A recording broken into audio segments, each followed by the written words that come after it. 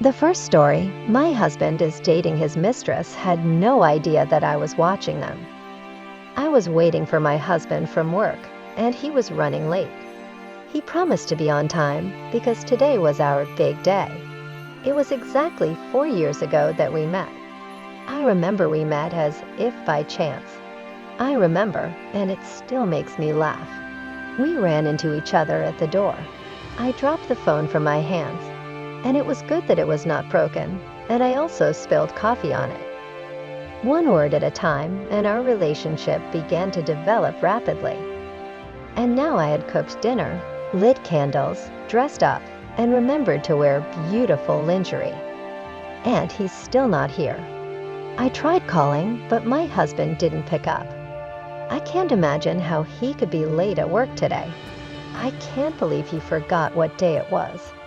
Yes, I didn't tell him about dinner. But in years past, my husband always remembered our date. We used to spend that evening in a romantic setting, and he always came with flowers. More time passed, my husband did not pick up the phone, and I uncorked a bottle of wine and was finishing my second glass. The phone rang, an unfamiliar number came up. I answered the phone. I heard a calm male voice, which was unfamiliar to me. "Good evening, Mrs. Natalia. My name is John, and you don't know me. But I know your husband, and I can show you where he is now. Are you interested?" Yes, I was very interested. And there were many questions in my mind at once. Who is this man? How does he know me? What does he have to do with my husband? And in fact, where is my husband, since he has forgotten our date?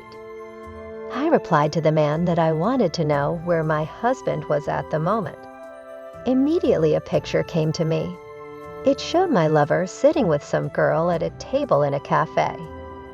They were laughing and looked very happy. And the girl was beautiful. You can't even criticize her. Could it be that this photo was taken today?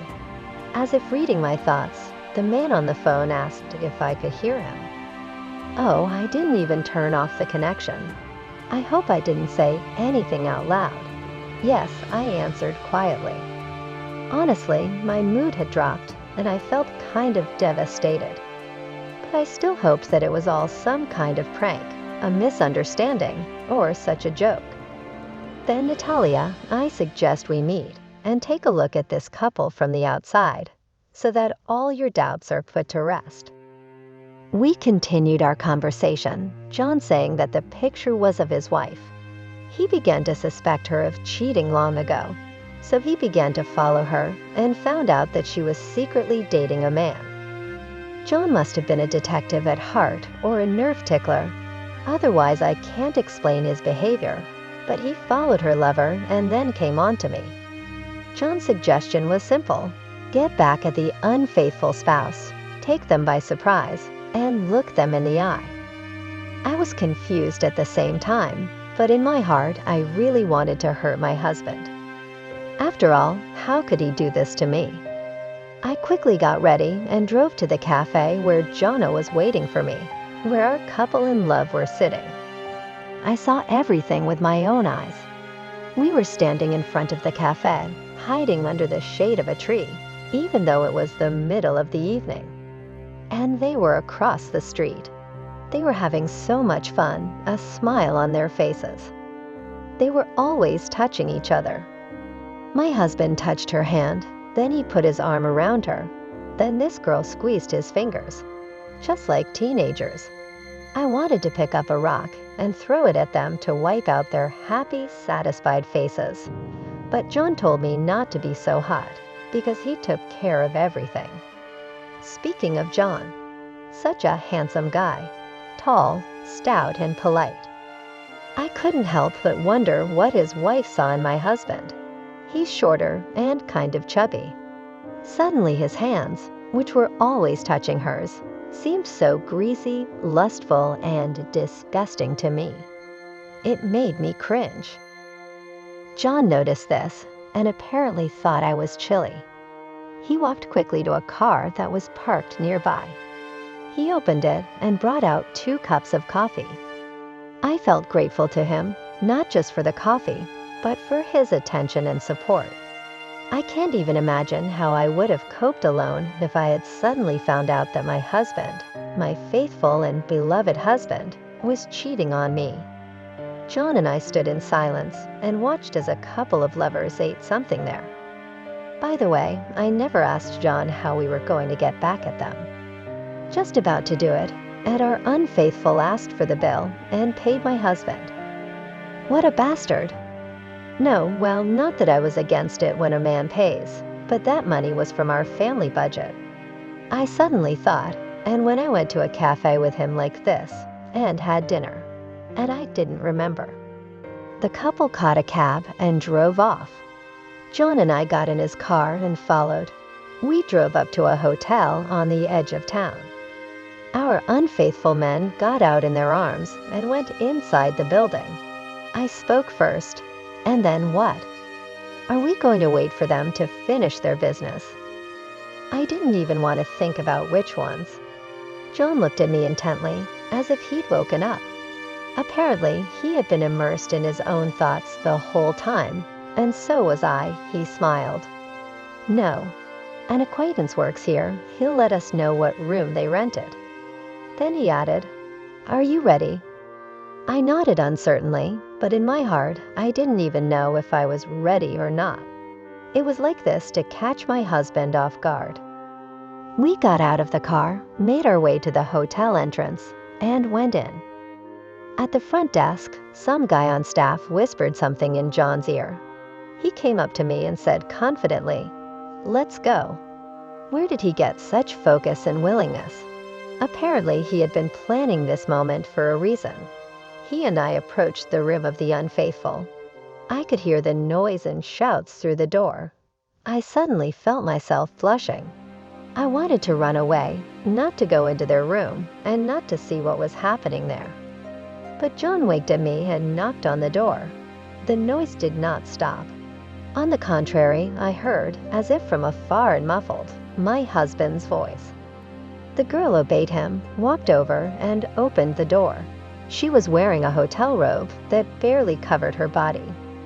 John's unfaithful woman backed up and suddenly grabbed her stomach, then started to cover her butt with her other hand and retreated into the back of the room. We went in.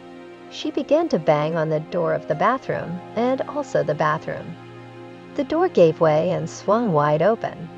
I saw my husband sitting on the toilet. He was groaning, holding his stomach, and making loud noises. My mouth dropped open in bewilderment. This was not what I had come to see. The girl ran up to her husband, ignoring his tummy problem and us too, and started shoving him off the toilet. And he clung to it with both hands and wouldn't give in. They fought and didn't seem to notice us, as if they were absorbed in only one thing, to take the place they wanted. I couldn't watch this scene anymore. I was disgusted, and the whole thing looked like a staged tragicomedy. Even my husband didn't seem to notice me. I turned and ran out of the room. John followed behind me. I ran down the hotel corridor, tears choking me, and I felt like I wouldn't be able to hold them back. John caught up with me, stopped me, grabbed my arm, and held me tightly to him. He said, "I'm sorry, apparently the cafe miscalculated the dose of laxatives." And I did not think it would look like this. I suddenly felt very funny. He smiled back too. We stood alone in the corridor. I sobbed and laughed out loud, and he stroked my head and held me close to him. It was very comforting. Second story. My gift to my boyfriend helped me realize that he was cheating on me. I am 29 years old. Almost 2 months ago, ended a relationship that lasted a year and a half, which did not lead to anything, was boring, and apparently just not destiny. I decided in a social networking search group to post an anonymous post that said I was looking for a man, my age and his, a man ready for a family life. This post was liked by about 200 people. Oddly enough, almost all were, as I wanted, from 29 years old. After looking through the profiles of all 200 people, I chose one. Not my type outwardly, but he had such beautiful gray blue eyes and dimples when smiling. You couldn't pass that up. We met, and on October 16 we met. And we never parted again. He took me to work, met me from work. We cooked together, drank wine, and I can say for myself that I was happy. But when you meet a man, you always wonder what he had before you, and whether he is still in the past. Asked directly, the answer was that everything is in the past. Now there is me, and he is with me. His ex-girlfriend cheated on him with his friend, and they broke up. The feeling that somewhere I am being cheated on, I don't go away.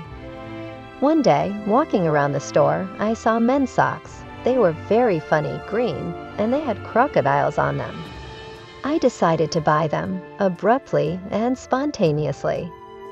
There was a voice inside me that said, "Buy these particular socks." I did, and I bought them, and I gave them to him.